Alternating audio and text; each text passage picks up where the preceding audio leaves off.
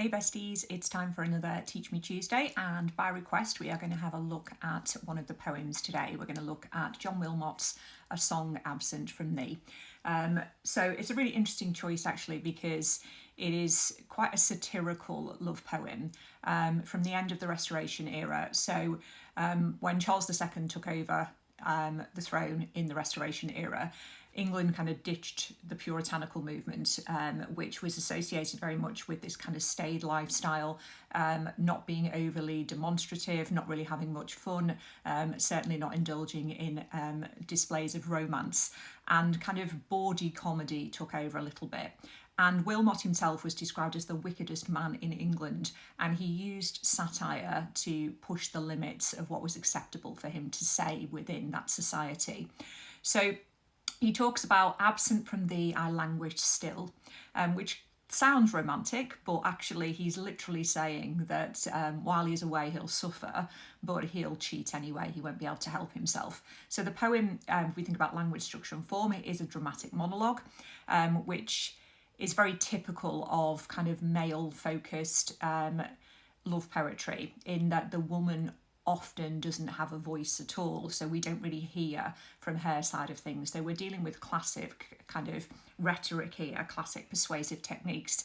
He uses a lot of religious imagery, so we've got things like torments and everlasting rest and heaven, and it's to make his guilt sound epic, but it's really theatrical, it's not honest at all.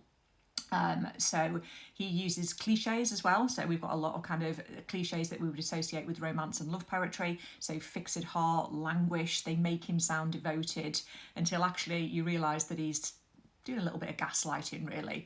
None of it's really true. He's just trying to make excuses for himself by using overblown theatrical language.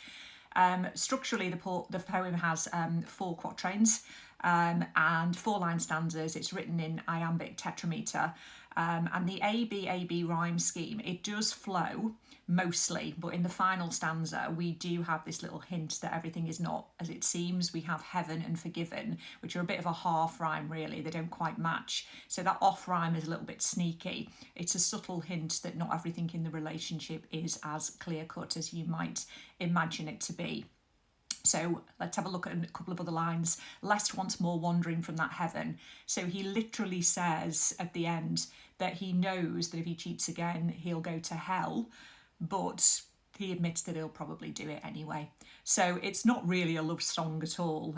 That's an ironic kind of statement. It's not a serenade. It's kind of a smooth talking confession from a man who just can't control himself. So I hope that helps a little bit. Thank you very much. See you next time.